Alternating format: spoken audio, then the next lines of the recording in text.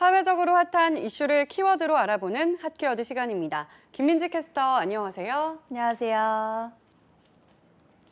우리나라에 장애인으로 등록된 인구가 250만 명이 넘는다고 합니다. 그렇다면 이들 장애인의 일자리 지표는 과연 어디쯤 와 있을까요? 핫키워드에서 살펴보시죠. 네, 250만 명이면 상당히 많은 수인데요. 우리나라 인구의 몇 퍼센트가 장애인이라는 걸까요? 네, 이와 관련해서 최근 보건복지부와 통계청은 장애인 관련 통계를 수집 정리한 2020 통계로 보는 장애인의 삶이라는 자료를 발표했는데요. 이 통계에 따르면 2018년 기준으로 장애인 수는 251만 7천 명으로 전체 인구의 약 5%를 차지하고 있었습니다. 이 가운데 58.3%는 60대 이상으로 고령자 비율은 비장애인의 약 3배 정도였다고 합니다. 네, 국민의 5%라니 상당한 비율인데요. 이렇게 인구의 상당한 비율을 차지하는 장애인들의 일자리 상황은 어떤 편이었을까요? 네, 사실 고용률만 보면 상당히 낮은 편입니다. 2019년 기준으로 장애인의 고용률을 보면 34.9%에 불과했습니다.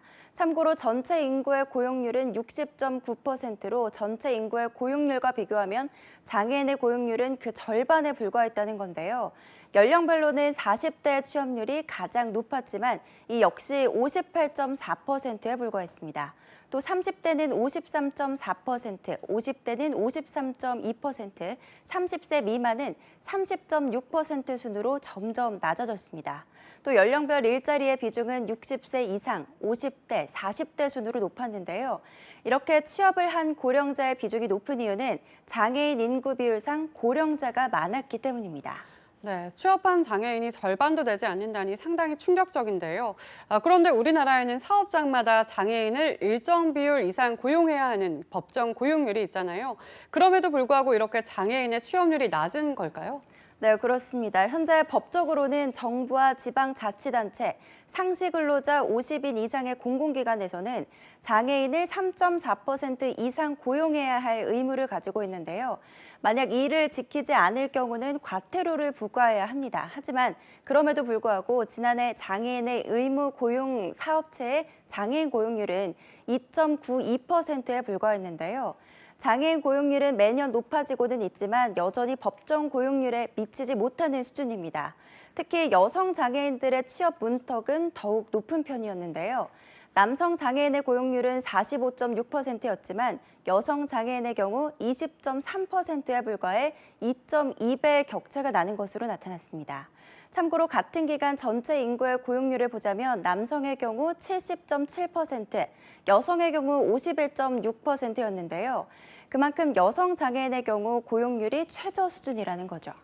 네, 성비로 봤을 때도 심각한 수준이지만 문제는 전반적으로 법정 고용률도 제대로 지켜지지 않는다는 거잖아요.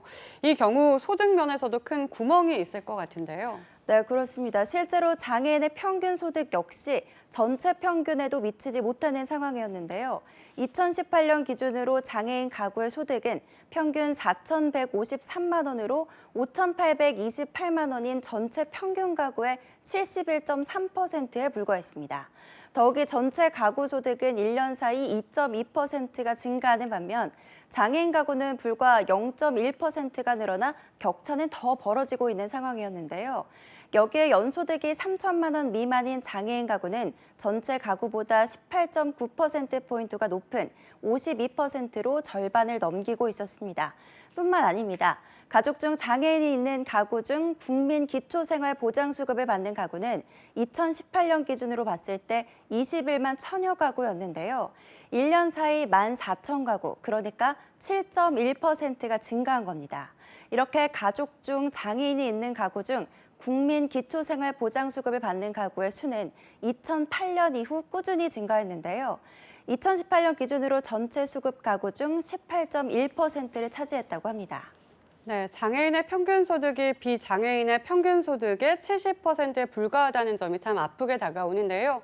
무엇보다 이렇게 소득이 적기 때문에 결과적으로 장애인 가구 중에서 기초 수급 가구도 많았던 거잖아요.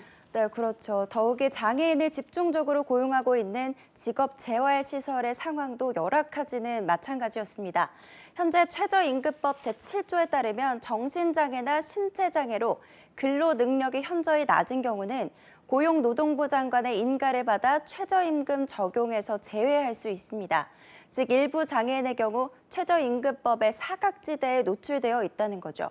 시각장애인 국회의원인 김예지 의원이 고용노동부와 보건복지부로부터 제출받은 직업재활시설 장애인 근로자 임금 현황에 따르면 이러한 최저임금법 적용에 되지 않는 장애인 노동자의 평균 시급은 최저임금 대비 2017년엔 41.4%, 2018년엔 38.1%, 2019년엔 36.6%로 꾸준히 낮아지고 있는 상황인 것으로 나타났습니다.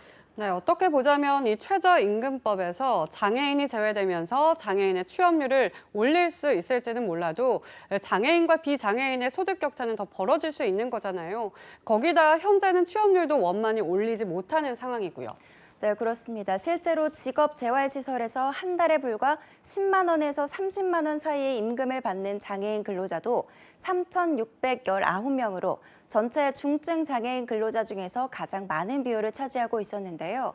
10만 원도 받지 못하는 중증 장애인 근로자 역시 496명이나 되는 것으로 나타났습니다. 심지어 평균 시급이 약 250원인 장애인까지 있을 정도였는데요. 상당히 충격적이죠. 이렇게 최저임금법에서 제외되는 장애인은 2015년에 6,971명이었지만 2018년엔 9,413명으로 꾸준히 증가했는데요.